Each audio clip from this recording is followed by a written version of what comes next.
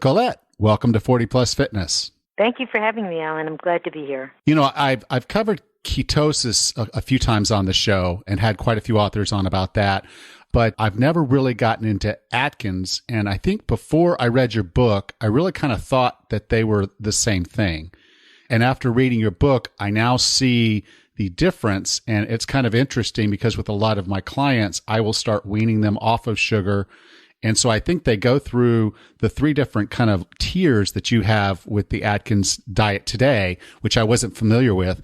And so, you know, I think you're putting something out there that is kind of something that people can, I'm not going to say pick and choose, but they can kind of diagnose themselves and determine which tier is going to make the most sense for them. Exactly. One size does not fit all.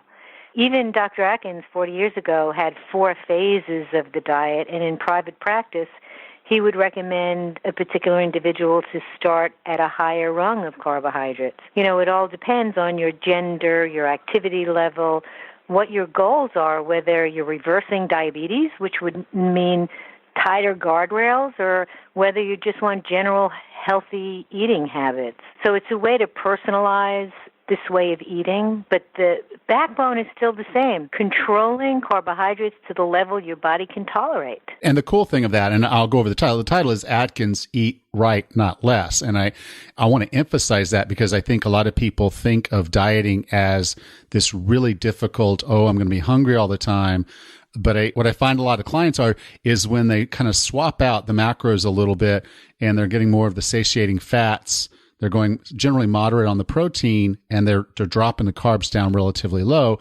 They see the weight loss and they don't ever really kind of feel deprived. Right. The fiber in vegetables, makes you feel full. Fat and protein are satiating. So after the adaptation phase, there's about a week where the body will adapt to its backup fuel system for burning fat instead of sugar.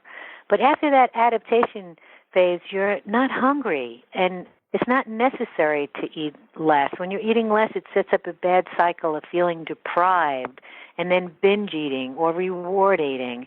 And it's just a yo-yo that people can't get off of.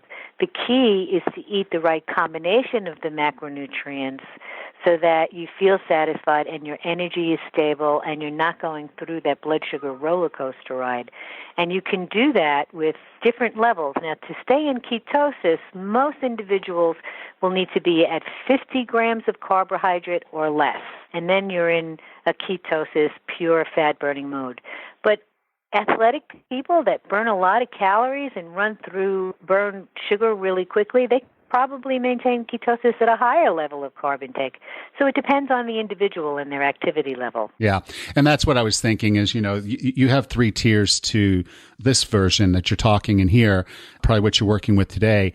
And it's called the 20, the 40, and the 100. The 20, almost, I think, certainly people, if they're once they get into the 20 and they get adapted, they are going to be generally into ketosis.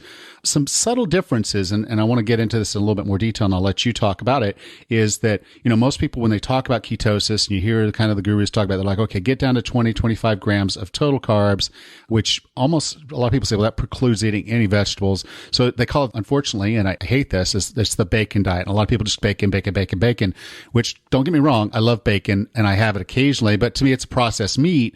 It's not really a whole food that's not processed unless you get the uncured bacon, which nobody does. I do every once in a while. But so the Atkins diet is different in that it stresses the net carbs, it stresses vegetables, and then it basically sets up for you to make some decisions about what makes the most sense on you. Basically, almost like a diagnosis for a diet so that you have something that fits you. So can you kind of go through the structure of Atkins, what it's all about, maybe a little of the history, and then kind of step through the 3 tiers that you present in the book? Sure. Originally, Atkins was a 4-phase program, but I've been with Atkins since working with Dr. Atkins in his private practice.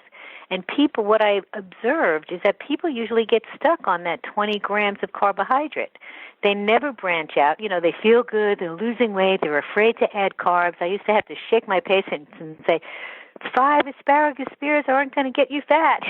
It's like, you got to move up the ladder and have some berries and have some nuts. You need variety because sustainability is so important. You can't live that low for that long unless you're highly motivated that you're reversing a brain tumor or you're reversing diabetes, which ketogenic diets can do when they're that strict and for that long. But for the general public, you need the variety, you need the sustainability. So it always was 4 phases, but that was never really caught on. It didn't catch on like the induction phase of Atkins did. So I've made it my mission to get the information out in different ways people could absorb it. So coming in at a higher level of carbohydrate instead of starting low and working up the ladder, there's an option of coming in higher and backing into the program. It's less painful. You might settle at a much higher level of carbohydrate intake and still lose weight and still feel great. And then you won't have to be so restrictive as you would when people start at the bottom and work their way up. And that's the way to personalize the diet. And they call me the vegetable police because in every book that I've written, I've given it a name, Foundation Vegetables. You must get your vegetables. It's so important. They make you keep full longer. When you're burning fat for fuel, you have more free fatty acids circulating in your system, and your triglycerides are plummeting. Your LDL particle size is shrinking. You want to sweep that cholesterol out of your body. You don't want it sticking around so long. So you need the fiber. You need the antioxidants. When you have free fatty acids floating around, there's some byproducts that you want the antioxidants to sop up, and that's what antioxidants do. It preserves the cells and it takes out all the toxins in your body. So you need the antioxidants from colorful vegetables. And eating vegetables will keep you fuller because of the fiber. Fiber will slow the release of the nutrients into your system, so you're getting a steady source of energy. So vegetable concentration is more modernization of the Atkins diet. And it's not unlimited protein. It never was unlimited protein. I remember arguing with Dr. Atkins when he would say, eat all the protein you want. And it was like, Dr. Atkins, you can't eat all the protein you want. He goes, oh, don't worry, they won't. It's self-limiting.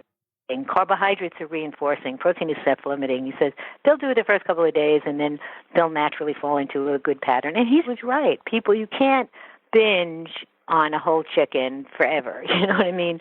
Your appetite gets under control, and then you wind up having 4 to 6 ounces. But I go out of the way to tell people it's not excessive protein. It's a moderate protein program, and that you need to understand it is a high-fat program. Because if you're cutting back on carbs, you're cutting back on protein, there's only one macronutrient left, right? You need your source of energy from somewhere, and if fat is your fuel, you can't be afraid of fat. So we go out of the way to explain which healthy fats, what you should emphasize, like monounsaturated fats from avocado and olive oil and some of nuts and the healthy fats from naturally occurring animal protein. Or you could do it as a vegetarian or a vegan. You don't have to have meat to succeed in getting the health benefits or the weight loss benefits from low carb. Meat, it's not a requirement. It's an option. If you want it, it's fine because you're burning fat for fuel and it poses no risk. But if you don't, you could do it with vegetarian sources. So it's the balance of the proteins, healthy fats, and low carb that's so important. And that I call a well-constructed Atkins.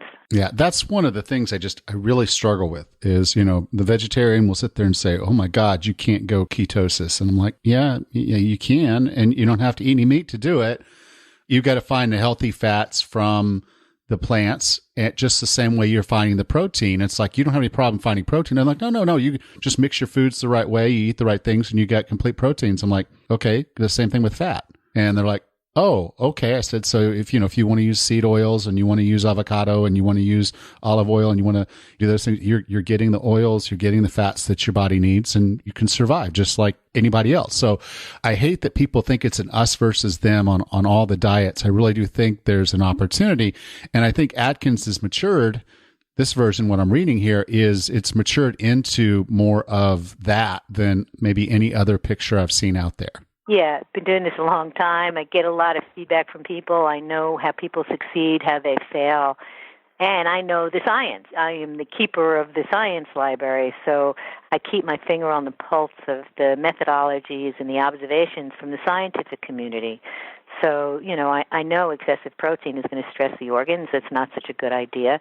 And I know you can't do a low-fat Atkins because you wind up eating too high protein, so you have to consider fat as your friend. And that's where you go against 20, 30 years of mainstream pounding that message of low fat, low calories. It's always been eat less, low fat, low calorie is the only way to go. It's all about calories in, calories out.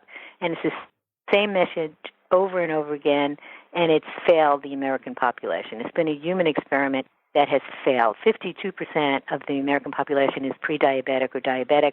70% is overweight or obese. Yeah. Well, I think the disconnect is exactly like I was saying. It's an us versus them. So if you're going down the rabbit hole of calorie counting, then you think it's that one rule. That's all that matters. And I would say, well, no, because if your calories are ho-hos or Twinkies, you're never going to be satiated, and you're not going to be able to sustain that. If you're eating whole vegetables, you're getting a good serving potentially of meat or good healthy protein, you're getting good healthy fats. When your body's satiated, you've eaten enough. And so it's not that you're eating less, but you know what, it's enough. You start eating, and because I could sit there and if I sat down and put 4 ounces of steak in front of you, and it had nice marbling, it was a good cut of steak, healthy raised, farm-raised, sustainably raised animal, and you basically eat that meat, you feel satiated. You don't want 16 pounds of good quality beef. You eat that, you have a nice full salad with potentially some berries if you've gotten kind of your body operating in the right way where it's able to burn fuel when you need more energy. And I think the other thing about calories in, calories out that a lot of people miss is you're carrying this huge, in my case, it was huge and it's not as huge now, but it's still bigger than I want it to be, fuel tank on your belly that your body can pull calories from as long as it knows how to use fat as a fuel. So you're never really, it is still calories in, calories out from an overall energy perspective, but it's just a question of whether you're getting those calories from food and or you're getting them from your body, or your body just needs the food because that's the only way it can get the source. Exactly. And simply put, when somebody said, well, Atkins just works because it's a low calorie diet, it's like, if that's what you believe, then this is the perfect way to get your patient to eat fewer calories because they're satiated. High fiber, carbohydrates, healthy fats, and adequate protein. That's what will control their appetite and eat fewer calories. But it doesn't allow you to go too low in calories because then you're putting your metabolism to sleep. And some people, when they try low calorie and maintain at 1,000 calories, and they go to 800 calories, and you do that persistent over a long period of time, your metabolism is going to adjust to the calorie intake. And you're slowing down your metabolism. You want your metabolism to have the kind of fuel that keeps it active. And the right combination of those macronutrients with lower carb will do that. Absolutely. Now, you used a term earlier that I think is very important for us to take away, and that's the term foundation vegetable, because not all vegetables are created equal. Correct. Right. A white potato has the same impact on your blood sugar as a candy bar. So I have a chapter in the book called Hidden Sugar Effect, because people get sugars and they read a label and they try to control their sugar intake in grams. But the disconnect is that realize what's going on in the body, that when you eat a high glycemic carbohydrate, it converts the sugar in your body. And we're built to only circulate 4 grams of sugar at a time. That's equivalent to a teaspoon. So if you eat a potato, that's converting to 6 teaspoons of sugar in your body. And, a one-time insult like that isn't going to hurt you, but a consistent insult like that with orange juice and white bread and white rice and high glycemic carbohydrates, you're going to break down your sugar metabolism. And that's why 52% of the population is pre-diabetic at this point. And this is a little different. Like you said, if you're an athlete and you're getting ready to go out, you're doing the normal, you're running or you're working really hard, that's a part of your training program, you can probably tolerate a little bit more of these high glycemic vegetables. But for the vast majority of us that are just moderately active or even sedentary, that's just not going to fly. Yeah, it's inappropriate to have a sedentary, overweight individual eat more than 100 grams of carbohydrate a day. It's just common sense.